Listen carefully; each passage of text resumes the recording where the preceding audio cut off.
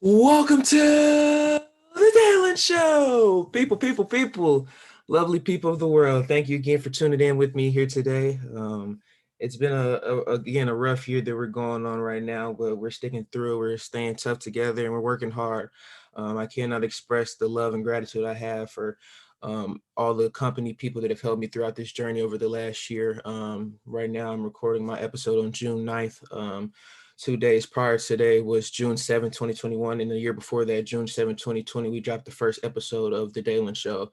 And through the pandemic, I've been able to grow as a 16-year-old. And I cannot thank the help that I've been able to give enough. I mean, I truly cannot thank you guys enough. So it truly means the world to me. Thank you guys for your help and support. And continue giving me blessings. And I hope I can continue to doing the best I can for you guys.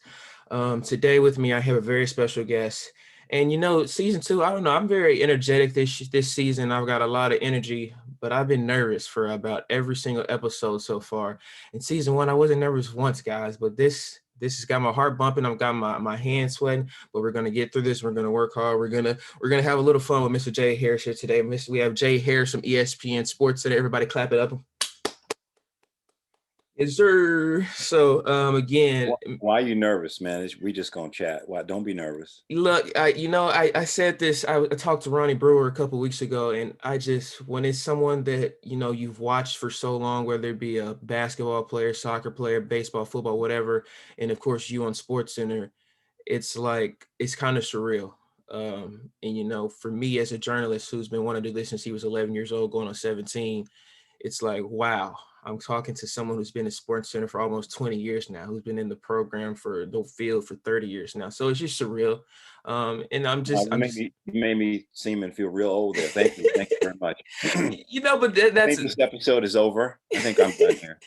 but that's the honor you get because obviously you've been able to work hard to stay in the business for that long. So that's the props I give to you. But Mr. Harris, man, how's life for you right now? How has COVID been treating you, and what's the lifestyle for you right now? We're good. On Friday, the last of the 4 in this household will be vaccinated. Well, Mhm. two weeks after our daughter gets her second shot, she'll be fully vaccinated. So everything's good. Everybody's healthy. I'm looking outside the window, and the grass needs to be cut. So I'm gonna get on that this afternoon. But other than that, I got no issues. Absolutely. We love to hear that. Mr. Harris, for the listeners that may not know exactly who you are, could you just give them a brief overview of who you are as a person, where you're from, and what it is that you do right now in your lifetime, and just some points that have gotten you to where you are in your life right now? Well, I was born a coal miner's daughter in West Virginia. I'm kidding. Is an old joke. Never mind. I was born February 22nd, 1965 in Norfolk, Virginia, and today I'm here. In between that time, I grew up in Chapel Hill, North Carolina. Went to college at Old Dominion University back in Norfolk. Started in radio in 1989 and kind of worked my way through radio in Virginia and Pittsburgh, and then television in Pittsburgh, all news, and then ESPN here in the sprawling metropolis of Bristol, Connecticut. I usually go from the start to the end, but I'm gonna get there. But I want to go to this first, as I just talked about. This is something I've been wanting to do for 6, 7 years now. Was the journalism field something that you always have been wanting to go into, or is that something that you picked up late in your lifetime? And if so, how did you get into wanting to become a journalist? When I was in the 11th grade, I took a career aptitude test, Mhm. or I think it was a career aptitude test. Maybe it was just an interest kind of a test since I was in the 11th grade. Scored well in the area of interpersonal skills, and they had job listings underneath the categories. And I think the third job listing down was journalist. So I said, okay, that's what I'll be. And that's basically it. Because I always like to write, I always like to talk, tell stories, all that kind of thing. And I had pretty much had tunnel vision from then on. I'm going to go back to what you just said later on, but now I want to start back. Born in Norfolk, Virginia, as you said, and then at a young age, you moved to Chapel Hill, North Well, Carolina. no. Well, Yeah, yeah. I was gonna make a joke about you saying being born at a young age. Aren't we all? I wouldn't dare go there. But being born in Norfolk, Virginia, why was the move to Chapel Hill? Why was that move there? And was You the really want to transition know? easy for you? You really want to know? Yeah, I really want to know. Why That's we? what we're here for. We're here to know who Jay All right. Harris is. All right. Well, I'll tell you. My parents were divorced, and my mom remarried a gentleman who was in the Navy, and he was stationed in Athens, Greece. Hmm. So we left Virginia and went over to Athens for 13 months, and that relationship didn't work out. It was kind of a volatile one, and she decided she was going to grab her three boys because my youngest brother was born over there in Greece, and take all of us back to Chapel Hill, where she grew up, where her parents were.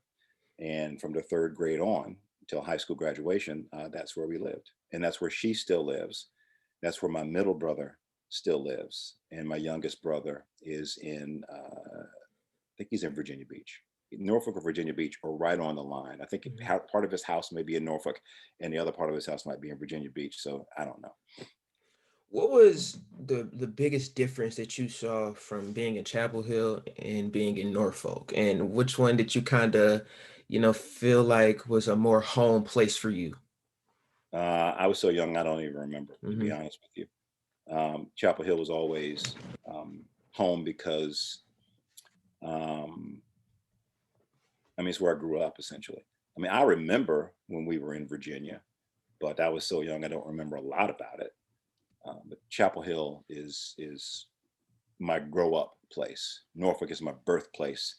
Chapel Hill is my grow up place.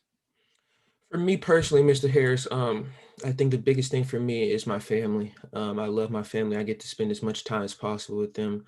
Talk about what was family like for you growing up, and would you be where you are today with that? Was it without the ones that you had close to you growing up? Oh no, absolutely not. I mean, family was cool. I mean, it was me, my two younger brothers, my mom, my aunt lived next door. My grandparents lived well. See, next door when you live in the country Hmm. is a different kind of next door. So my aunt, like, she was like right there. You could see the house. My grandparents, you had to go past my grandfather's field, down the path through the woods, and there's the house right there. So yeah, they were right. We were either place all the time. So I grew up with family all around, extended family, cousins all over. It was cool. Um, I enjoyed it. To be honest with you, I did not enjoy waking up on Saturday morning and having to follow the tractor and I Hmm. put potatoes in a bag because my grandfather was out there on the tractor doing work. I didn't really enjoy that, but my mom yelled at us and made us get up and go do it. And I did not enjoy snakes. Still don't enjoy snakes. No, I do not at all. But when you live in the country, you deal with it. I'm not a snake person either. I'm not a wasp person. I don't. I have just the eensy bitty fear of little wasps. As you should. As you should. Just being a country boy myself as well. I don't do wasps as far as I can stay away from them. I will.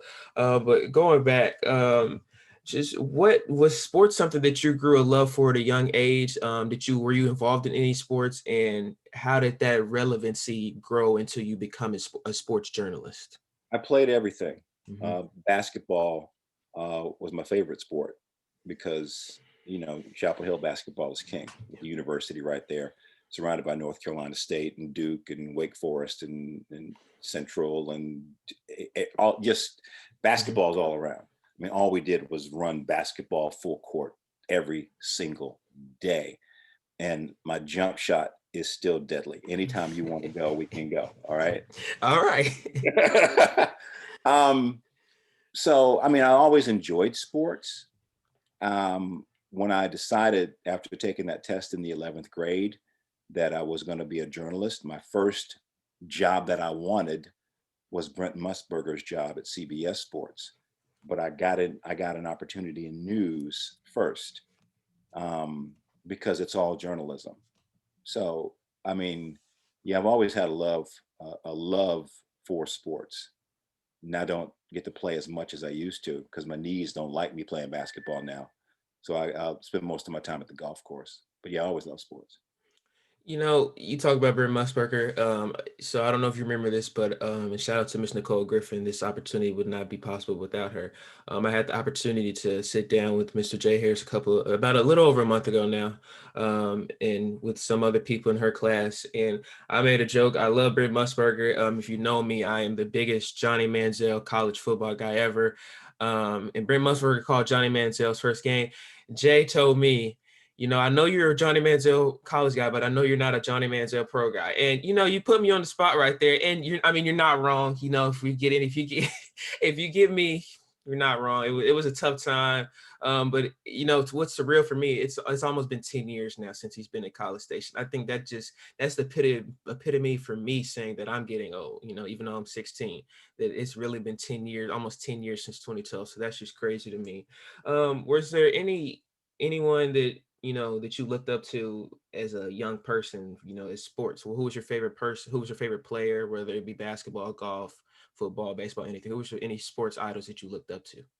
David Thompson, Oh, David Thompson, Skywalker. That was my guy.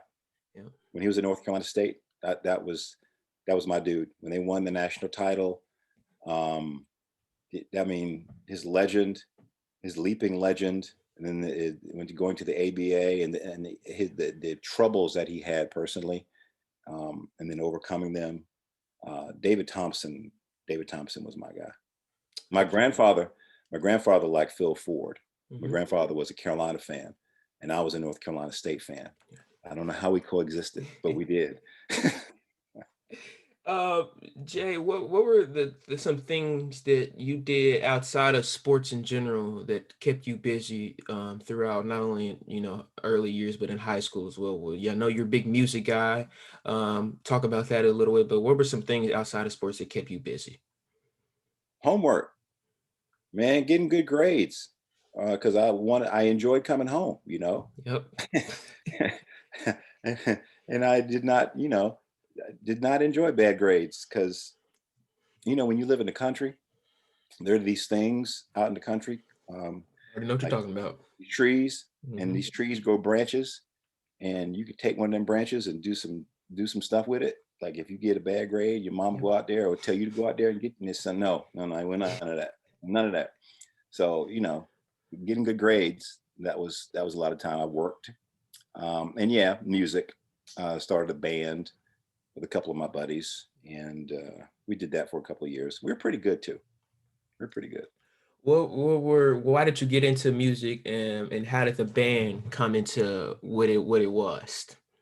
I probably got into music because I had a black mom, and on Saturday morning, you clean the house to the Commodores Yep. and the Temptations and Teddy Pendergrass, and that's what you did. OJ's. It's funny. I was working at the radio station in Pittsburgh years later. The OJ's were in town for a concert, and they came by the station, and we all took a picture. And I sent it to my mom. I told her I was an OJ because my J. I told her I was an OJ for the day, and she got a kick out of that. Um, and later, I played in several golf outings with Eddie Levert, and I called my mom one day, and he talked to her. So that's a big thrill for me. Uh, Her being able to talk to someone that she's loved for so many years, that was cool for me to be able to do. But that probably started my music love. I mean, I guess I always listened to the radio.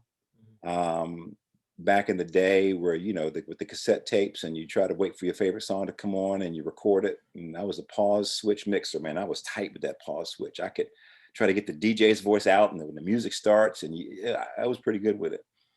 And my best friend got a set of drums, and then I got a bass, and we would play together, and that's where the whole band thing started.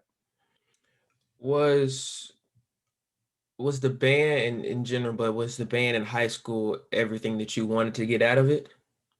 What do you mean?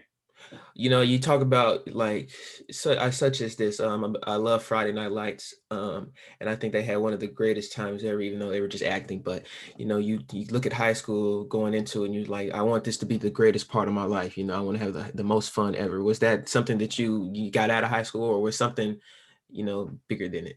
I didn't have that particular thought. Hmm. Um, we just enjoyed every day.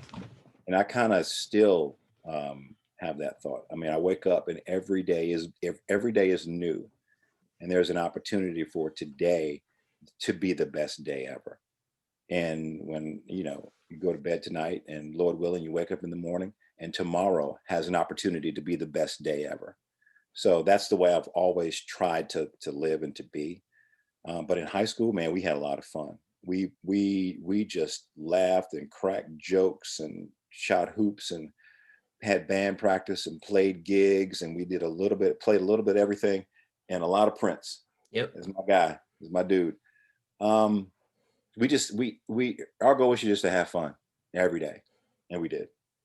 Happy belated birthday to the late great Prince. An icon, of course, of his time and forever. Happy belated birthday to Mr. Prince himself. Mr. Harris, any sports loves, any sports teams that still passionate about from the day? I see the little Steelers and the Pirates in the background, but any sports Oh teams that yeah, you're real passionate about? that's from 12 years living in Pittsburgh. Yep. Um, Pirates and Steelers and the Penguins. You know what?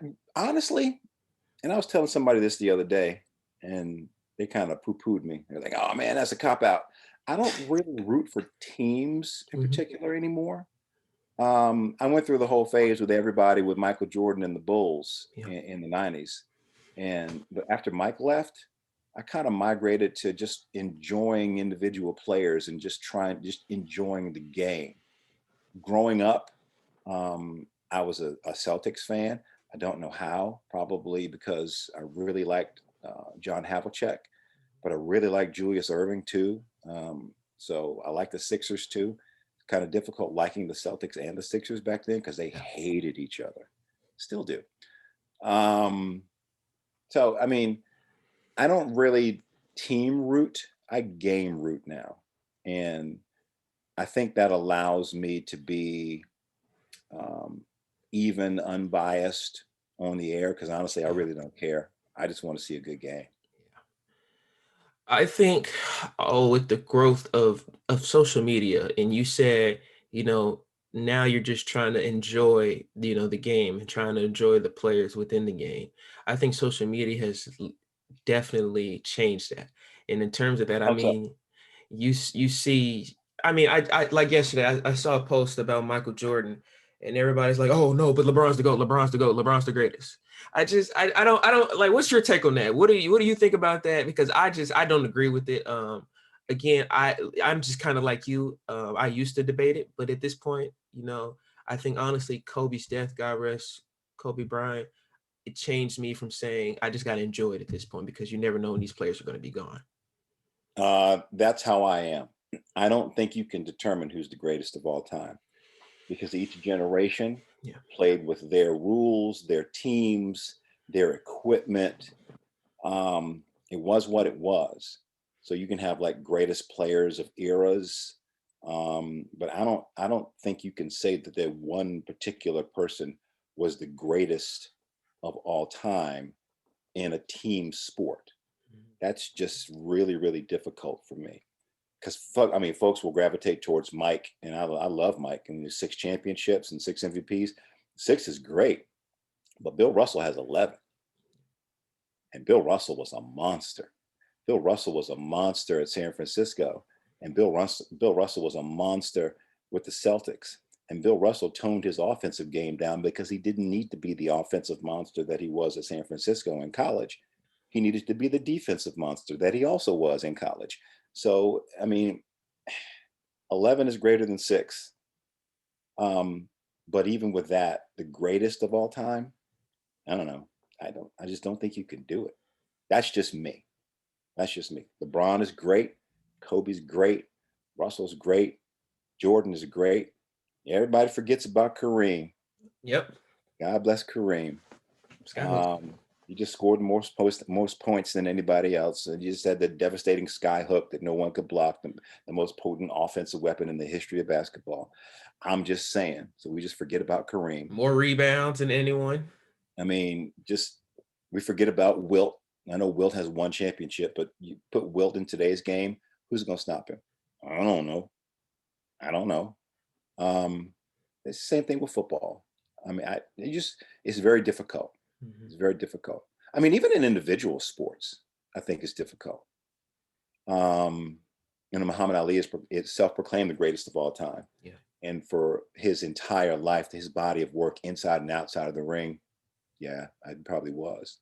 But even that is difficult. You go back through generations and boxers and tennis players and golfers, and it's just so. Why don't we just enjoy the people that play the game? Just enjoy it for what they are, for what they do, when they do it, because they won't be doing it forever. We won't. And I've been blessed to be able to see, like, the other day when Mike Krzyzewski made his announcement that he's going to coach one more year at Duke and he's retiring. I mean, I'm old enough to remember, and I lived in the area when Duke hired Mike Krzyzewski, and no one could say his name or spell it. I still can't spell it. He's Coach K to me forever. But he has such a bad start. They wanted to run him out of town. I mean, it was not a good beginning for Mike Krzyzewski at Duke University, but they stuck with him. And 42 years later, 5 national titles later, and just all the accolades later, it was a pretty good decision to stick with him. So you just never know. You never know what you're going to get, and you just sit back and just let it develop, and just watch. So now I just watch. I cannot agree with you more. I think it's defined in me to, be complacent with my sports teams that I love. But in terms of, debating players on players, I've come to an end on that. I just try to enjoy it because at the same time, LeBron's with 36 going on 37 in December. We don't have much longer of it. And I'm appreciative to say I got to watch one of the greatest ever play the game of basketball.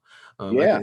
I can say I've got to see Mike Trout, a generational baseball player, one of the greatest when he finishes to play the game of baseball. I've been able to see Messi and Ronaldo go back and forth playing soccer. I got to see Tiger Woods, Serena Williams. So I think it's just being appreciative of what you have, because again, as you said, you don't know when it's going to be gone. You don't know. They could say tomorrow I'm done and I'm never coming back. So you just got to take it for what it is. Going back, Mr. Harris, Chapel Hill, and then you go back to Norfolk, Virginia at Old Dominion University. Why was ODU the move for you, and what came into conclusion for that move? It was pretty simple for me. Again, my parents were divorced, and we grew up with my mom, and my dad was in Norfolk. So I decided, I'm gonna go hang out with this brother for a while, and that was basically it. To be honest with you, I mean, I applied to ODU and I applied to Boston University, and Boston University had a better communications program at the time. They probably still do, although ODU has really, really come up over the years. But ODU was, where he was, and I liked the feel of the campus. Kind of reminded me of my high school. My mom went to Hampton, so I didn't want to go to Hampton. And I liked Norfolk State, but I liked ODU better. So I chose ODU. And being a communications department, I ended up taking classes at Norfolk State and Hampton because they had the consortium program. They had better facilities. So they sent all the communications students at ODU over to there and over there because we could actually get some work done.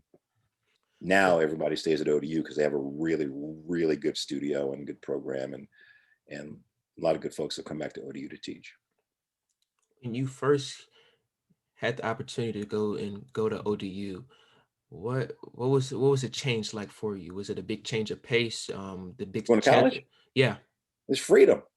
Okay, I love Well, that. I mean, yeah, everything's on me. Mm-hmm. I mean, professors, you don't show to class, they give you a bad grade. It's on you.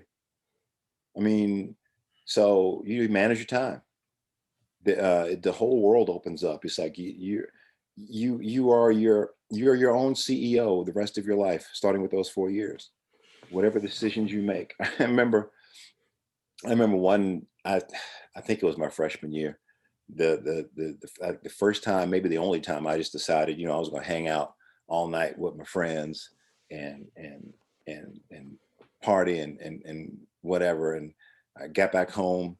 It must have been 5, 6 o'clock in the morning, and I stayed with my dad. I didn't stay on campus. Mhm. So I laid down on the couch downstairs just to sleep because I was tired. I didn't even go upstairs to my bed. About an hour later, he comes downstairs. Rise and shine, son. Rise and shine. You know that yard work that we talked about yesterday? Let's get up and get it, son. Ain't no sleep like night sleep, son. Night sleep is the best sleep. Let's go. So I learned right then and there that if I have things that I need to do, maybe I need to bring my butt home and go to bed, Mhm. because those things still need to get done, which included going to class and any extracurricular activities that I decided to get involved in. And you learn time management real quick when you go to college. Some people do, some people don't, and they didn't stay there very long, but I did. You speak on freedom and responsibility. Was that something that you were prepared for, or is that something that you just grew over time at ODU? I don't know. I guess I was prepared a little bit, different degrees of it. I was the oldest of three kids, so I'd always had a measure of responsibility. When my mom was a teacher, so before she got home, I was in charge. I would go down to my grandparents, but I was the oldest, so everything was still on me. So yeah, there was always a measure of responsibility there. I had it. But when you are really, it's just all on you. That's a different kind of thing. That's like that's like really. So I can touch the stove if it's hot, and no one's gonna stop me. Ooh, this is gonna be fun. So it's a different kind of responsibility and freedom when you're truly like it's all up to you. When you're surrounded by what you want to do for the rest of your life, were there any mentors throughout your time at ODU that you can thank forever because you wouldn't be where you are today? Yeah, probably too many to name, to be Hmm. totally honest with you. I mean, it starts with the family. I mean, it starts with watching my grandparents for those many years, and the six kids that they have, and the farm that they built up, and the business that they built up, and the relationships that they built up in a time when it was difficult for brown folks to build up anything. Just watching how they grew and prospered, and the lives that they led, and the reputations that they had, and the people that they were. And it's like, yeah, I think I would like to be like them when I grow up. Even to my parents, even though they weren't together, they were still people that, they got up and went to work every day. They had responsibilities. They did the things that they were supposed to do. They overcame obstacles. I mean, my dad was an alcoholic until he decided that, I don't need to be drinking anymore. So he stopped. Um, Watching that process play out. Um, I have too many role models to name. I mean, there are people that I watched on TV that are like, yeah, I'd like to. When I started in the field, how would Bryant Gumbel ask this question? Because I always like watching him interview. I still like watching him interview. How would Peter Jennings handle this breaking news situation, or write this lead into a story? I mean, I did all of that. Sometimes, I might still do it, because those are the folks that I looked up to in this field. Um, so I had role models for days, who have allowed me and helped shape me to become the me that I am. You, going just a little bit into it, has there ever been a time for you in the field where, as a black man, you felt you were treated differently because you were black? Be truthful now. I'm sorry, I don't mean to laugh, but yeah, yeah, but not for what you might, not in the way you might think. Hmm. I mean, I have. It's probably been around me. Like when I started in Yeah. television, I would apply for jobs. I knew in certain markets, like if I was applying for a weekend anchor job, and the the other co-anchor was like a black female, I probably wasn't going to get that job because they already had their one, and they Hmm. didn't need another one. Yeah. That's how some news directors in some markets felt, and maybe still feel. I guess you turn on the television, you could tell. But yeah, well, there's only one time where it was really apparent that I wasn't welcomed It was the day I had to go and cover the KKK. They were having a yes, they were having a rally in Westmoreland County, in Greensburg, Pennsylvania, and we needed to talk to the leader because he was being investigated for making threats against his neighbor, um, because his neighbor saw something and called the police, and he was, he threatened them. So it was me and all the other journalists on Saturday, and we knew he was going to be there, so we had to go ask him some questions. So we all roll up, and he gets out of his car with his boy and starts putting on his robe and stuff. So we go over to him and start asking him questions. And I leaned over the car and had my elbow on the roof, and his boy was like, "Hey, you get off the car." And I'm not being stereotypical. That's how he talked. So I kind of did one of these where you kind of lift your elbow up like an inch. Yeah, I'm off the car. Why don't you leave me alone? And asked the dude a question. He was like, "I don't talk to niggers. I don't talk to niggers."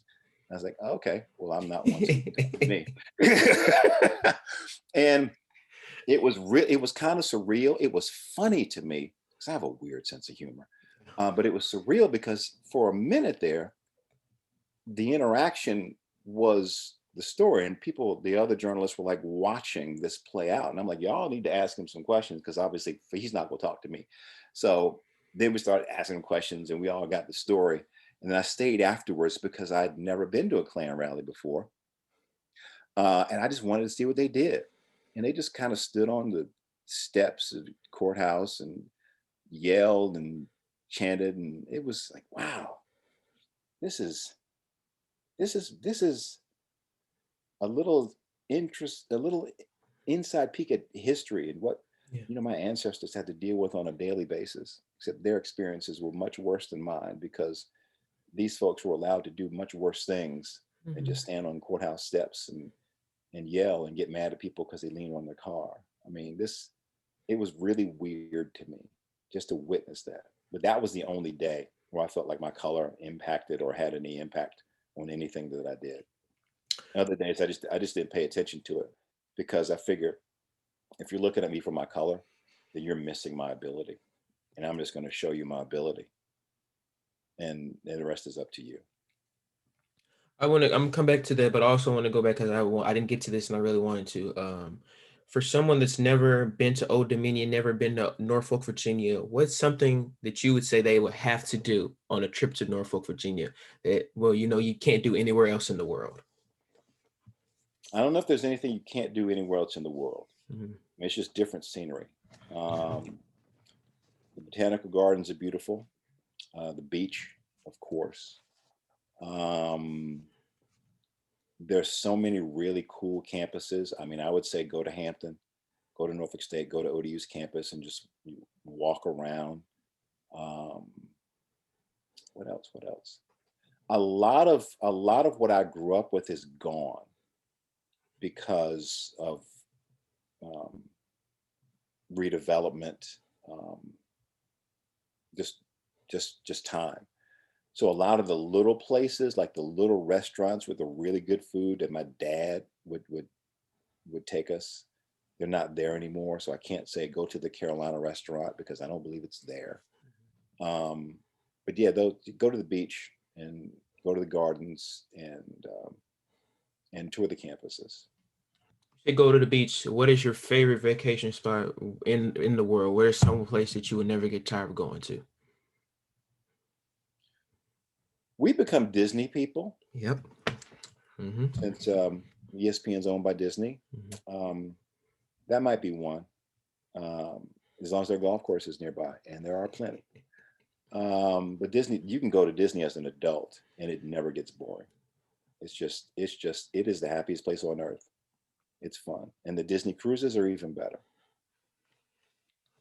You graduate from ODU. What do you feel is the next step for you? What do you feel? You feel that I'm going to go Like right into now, journalism? Hmm? oh, you mean, Then, oh, right after yeah, the next step graduation. was try to get a job. Mhm. Next step was try to get a job, and it was very difficult because the I didn't have a lot of experience, and the experience I had, the tape that I was able to cobble together in school, wasn't getting me much traction.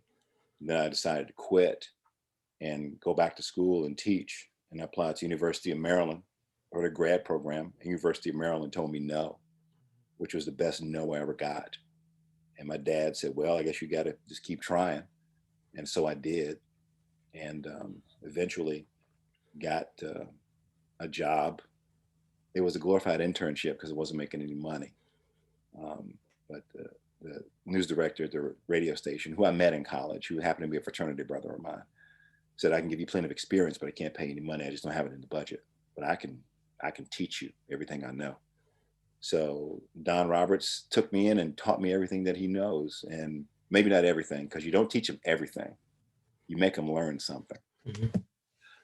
He's still a morning anchor at the NBC affiliate in Portsmouth to this day, my dude. So yeah, that was my start. Try to get a job, didn't get a job, quit. Grad school said no, keep trying, finally get a job and some experience, and you go from there.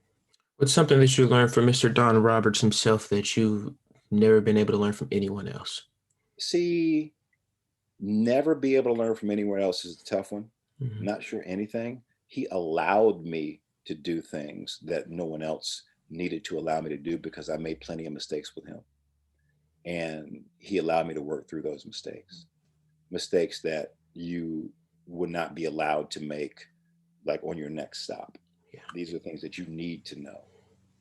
You need to find out pronunciations. You need to make sure your tape recorder is rolling when you go to a news conference, because if it's not, you don't get any sound. And if you don't get any sound, you don't have the story. And if you don't have the story, people get mad at you and they can fire you for that. That's a true story.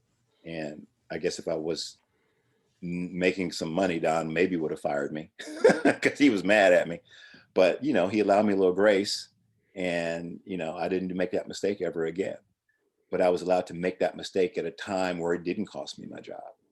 So, he allowed me to grow and kind of guided me until my next stop.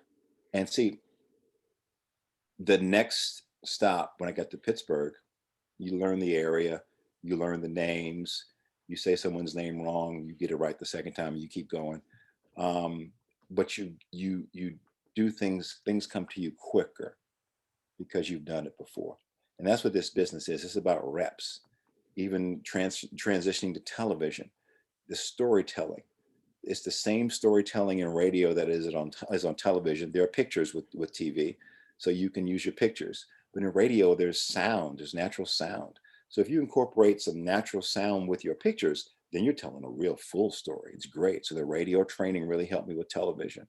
And then you learn that, and then it just becomes new again. But it's quicker because of the reps. You can go out and get a story and write a story quicker than back in the beginning because you've done it. And then with ESPN, you transition from learning the news stuff in Pittsburgh to the sports stuff at the worldwide leader, and learning the players and who they are and the teams and the people around you. And you just keep going, and you just keep going. And like I said at the very beginning, every day is new. It's the same job. My next show is Friday. I have no idea what we're going to talk about because, games on Thursday night haven't happened. Friday morning hasn't happened. Friday at 11:59 hasn't happened. And the show goes on at noon.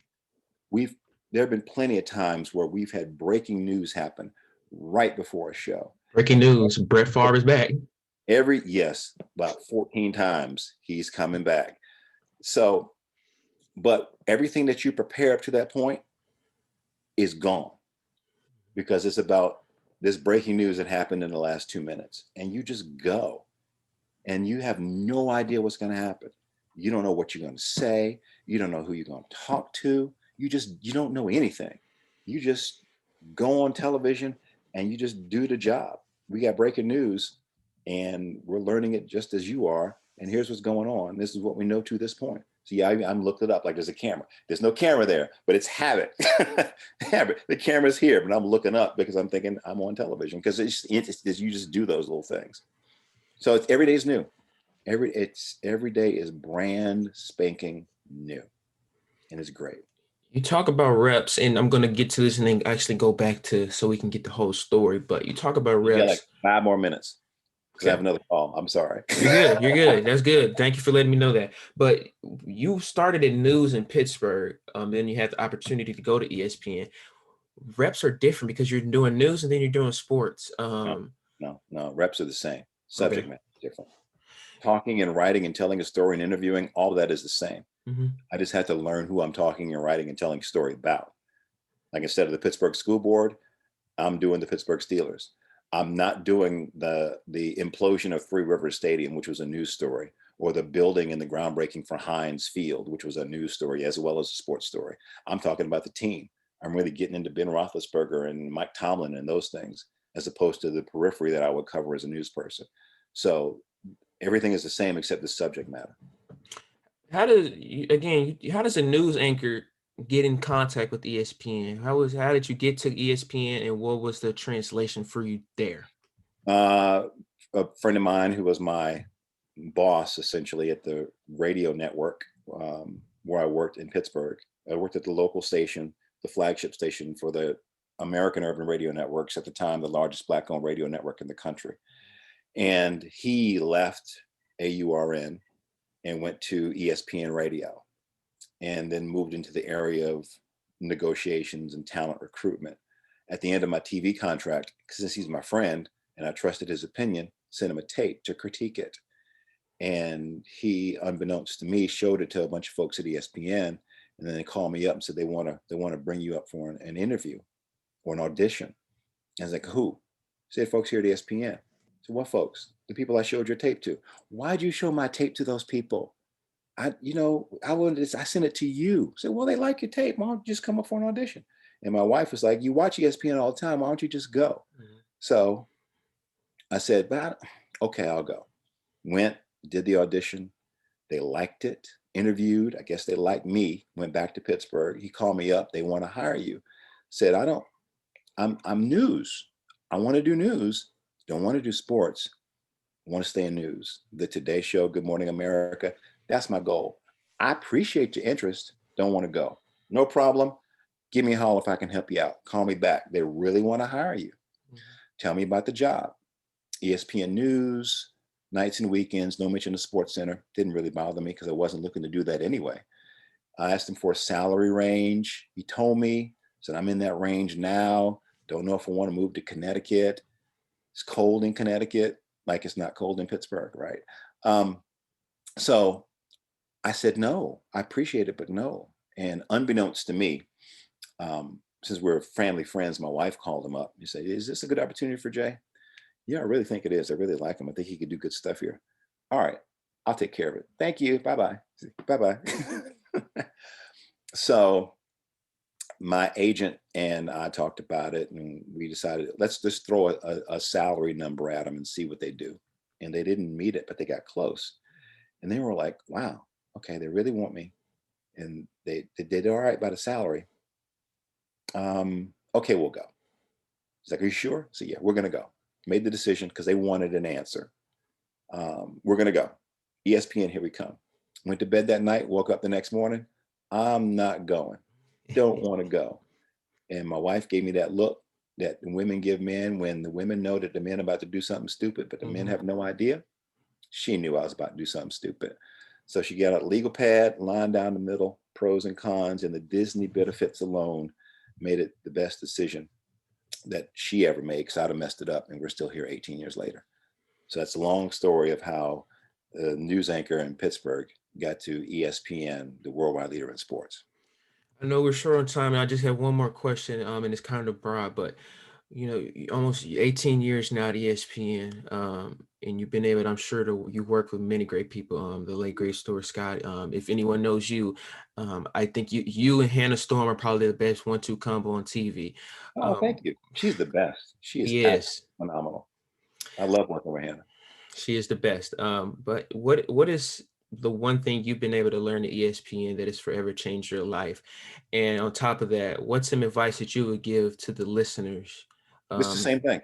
mhm. What I've learned and the advice I give is the exact same thing.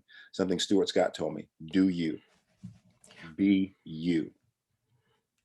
at all times. And that takes courage to do, because you have to figure out like who you are, right? But if you know, then you have a distinct advantage, because the person you are off air is the person you are on the air. And you're authentic. People feel that, they see the realness, and you connect. So I would say, do you. Do your homework, know what you're talking about, learn how to write, speak with authority and correctly, grammatically, do all your foundational things, learn your fundamentals, but do you. That's my advice. Love And that. that's And I appreciate it. I know you have to go, but any shout outs that you want to give to anybody, any family members, any coworkers, anybody, and no, also I don't like them. I don't like any of them. I'm going to tell them that personally. And if you're willing to put out any social medias that people might want to follow you on, reach on to you on, Twitter, Instagram, anything. J Harris, ESPN on Twitter and Instagram. Okay, then and maybe a TikTok coming with me and Hannah. It depends if we're it's not our demo, but TikTok is fun, so we might do it. We would love to see that. You guys are very energetic. I think that would be great. I can't appreciate you enough, Mr. Harris, for not only what you do as it's your job, but for coming to speak with me this early in the morning and allowing me to come talk to you within your schedule. So it truly means the world to me. Thank you again. Pleasure's all mine, bro. Thank you. And thank you for the listeners for tuning in. I hope you guys enjoyed this. If you're not having the best of weeks or best of days, I hope this episode makes you smile just a little bit. We had a great time talking. God bless everyone. Stay safe. Love you guys.